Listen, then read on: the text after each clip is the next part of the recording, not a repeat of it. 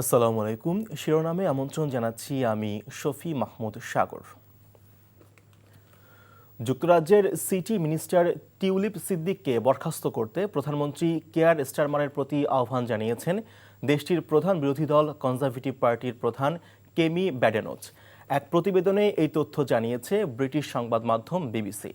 ব্যাডেনোচ বলেছেন, প্রধানমন্ত্রী care Starmer তার ব্যক্তিগত বন্ধুকে দুর্নীতি বিরোধী মন্ত্রী হিসেবে নিয়োগ করেছেন। এখন তিনি নিজেই দুর্নীতির অভিযোগে অভিযুক্ত।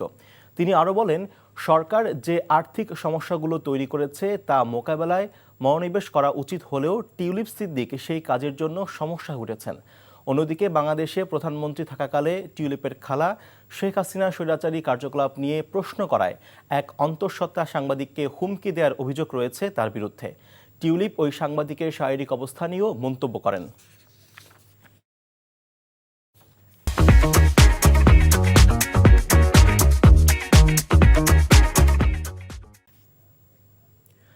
দেশের অন্তত ৬ জেলার উপর দিয়ে বয়ে যাচ্ছে মৃদু শৈত্যপ্রবাহ।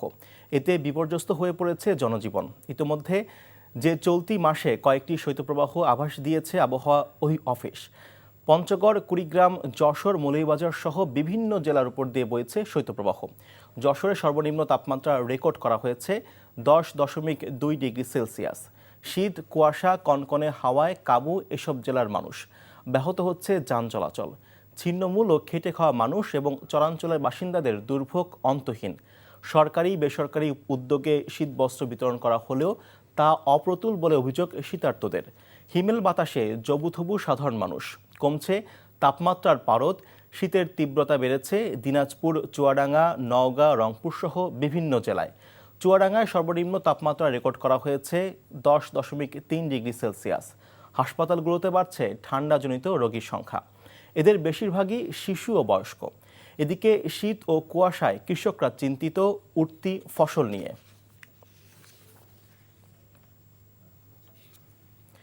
এ বিষয়ে জানাতে সরাসরি যোগ দিচ্ছেন আমাদের চুয়াডাঙ্গা প্রতিনিধি রফিকুল ইসলাম।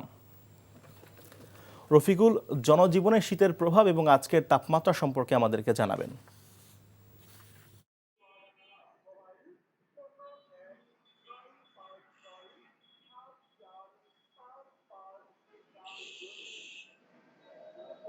জি, চুয়াডাঙ্গায় শৈত্যপ্রবাহে জনজীবন বিপর্যস্ত হয়ে পড়েছে। আজ চুয়াডাঙ্গা আবহাওয়া অফিস সর্বনিম্ন তাপমাত্রা রেকর্ড করেছে 10.3 ডিগ্রি সেলসিয়াস।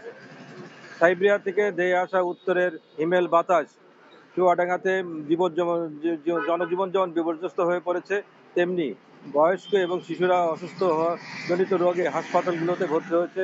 চুয়াডাঙ্গা সদর হাসপাতাল এবং উপজেলা কমপ্লেক্সগুলোতে ভর্তি হয়েছে।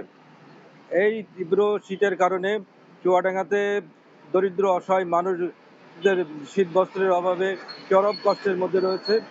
যদিও জেলা প্রশাসন থেকে এ পর্যন্ত 28,500 কম্বল বিতরণ করা হয়েছে, যা চাহিদার তুলনায় আরও অপ্রতুল বলে তারা জানিয়েছেন। এছাড়া চুয়াডাঙ্গাতে যে সমস্ত বেসরকারি পর্যায়ে কিছু কম্বলও বিতরণ করা হচ্ছে। তো এই ছিল চুয়াডাঙ্গা থেকে সর্বশেষ। সাগর,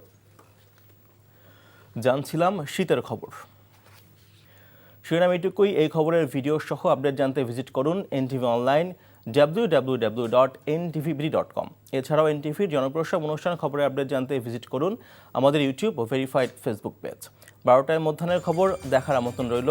ধন্যবাদ সবাইকে।